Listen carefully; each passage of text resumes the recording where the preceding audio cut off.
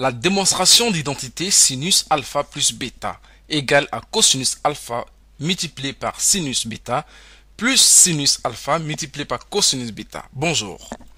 Je vais vous prouver l'identité trigonométrique qu'elle nous ressemble assez intéressante, bien que je crois que cette démonstration n'est pas très simple pour la compréhension. Je dois avouer que cela ne se présenterait pas par hasard.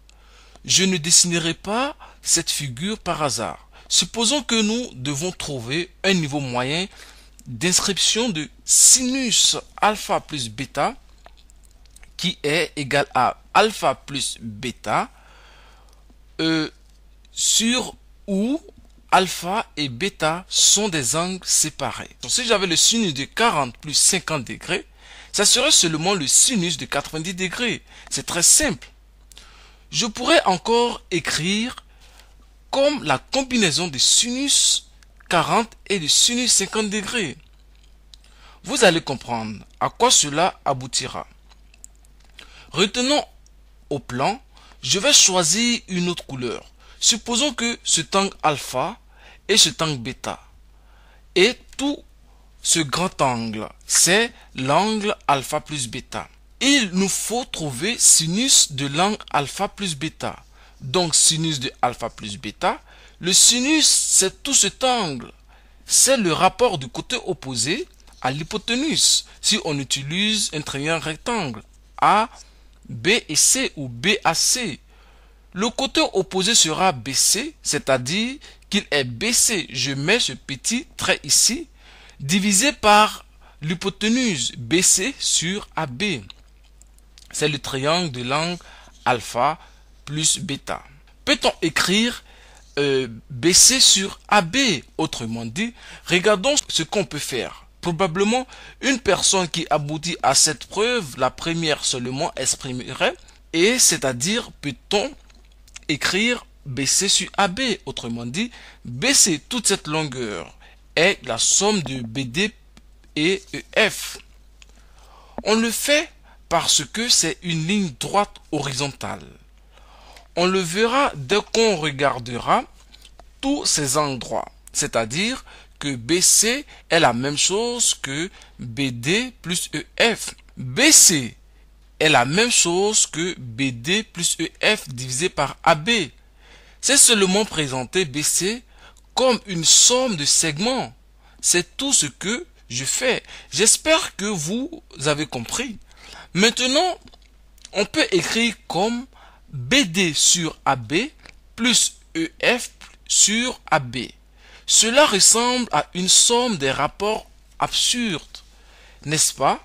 BD sur AB, c'est qu'on peut faire, ou EF sur AB. Il serait plus intéressant si on avait BD sur BE, parce que, en ce cas, on aurait le côté divisé par l'hypoténuse. Si on tâche l'écriture de cette façon, on peut le faire mathématiquement. BD sur BE, le tout multiplié par BE sur AB. Peut-être vous ne le devinez pas, mais il y a un sens ici. On n'a pas choisi BE par hasard. On dit qu'on savait ce que c'est que BD. Maintenant, je vais choisir un autre côté. Que savons-nous? Donc, j'ai dit que BD sur BE multiplié par BE sur AB égale à BD sur AB. J'espère que je ne vous embrouille pas.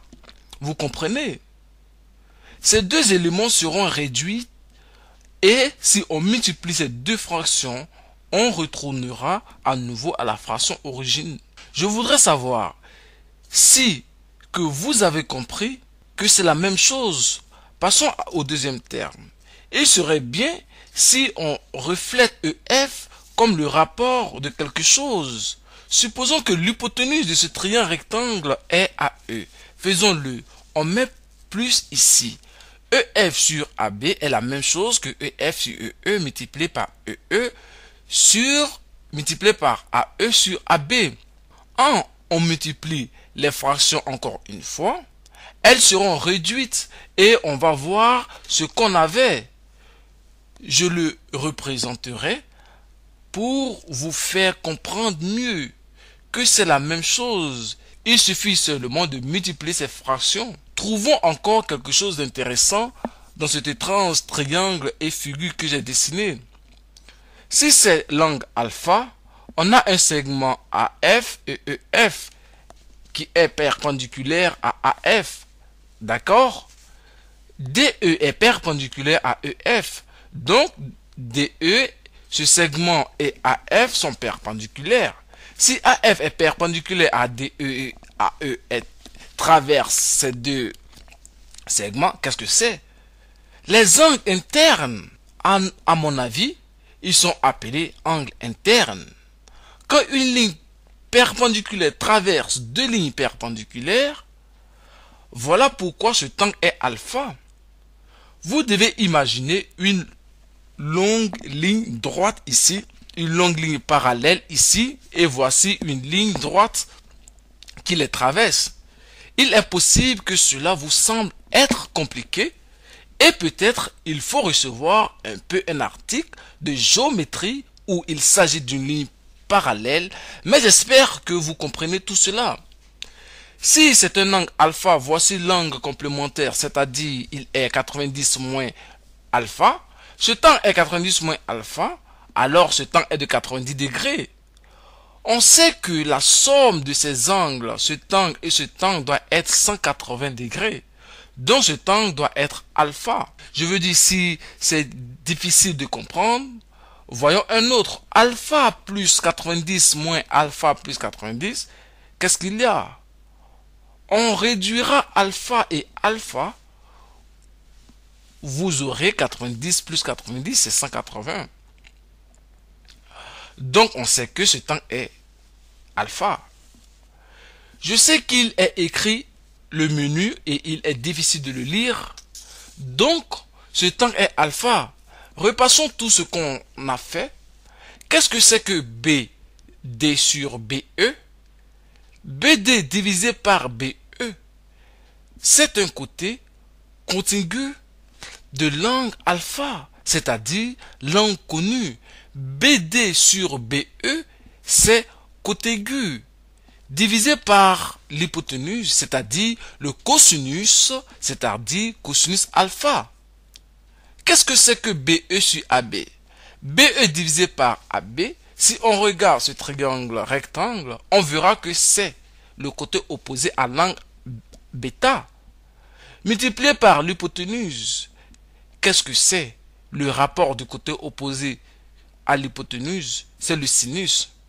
Une partie de la définition SOHCAHTOA, sinus, cosinus, tangente. Donc, sinus bêta, c'est-à-dire BE sur AB. Maintenant, je vais changer la couleur pourpre. Qu'est-ce que c'est que EF sur AE? Si on regarde ce triangle rectangulaire, c'est le côté opposé à l'angle alpha, multiplié à l'hypoténuse, c'est-à-dire le sinus c'est-à-dire le sinus alpha. Qu'est-ce que c'est que AE divisé par AB? Regardons ce triangle rectangulaire AE divisé par AB. C'est le côté cotingu de l'angle bêta divisé par l'hypoténuse. Qu'est-ce que c'est que le côté cotingu divisé par l'hypoténuse? C'est le cosinus. C'est une partie de K de la définition SOHCAHTOA, sinus, cosinus, tangente. Le cosinus de l'angle bêta, je pense qu'on l'a fait formidablement, n'est-ce pas? C'est que sinus alpha plus bêta égale à cosinus alpha multiplié par sinus bêta plus sinus alpha multiplié par cosinus bêta. Vous pourriez le deviner vous-même. Je pense que c'est assez beau et assez simple. J'espère que cela vous semble très facile. Alors, la seconde leçon, je vais vous expliquer l'identité de cosinus alpha plus bêta. Alors, au revoir et à bientôt.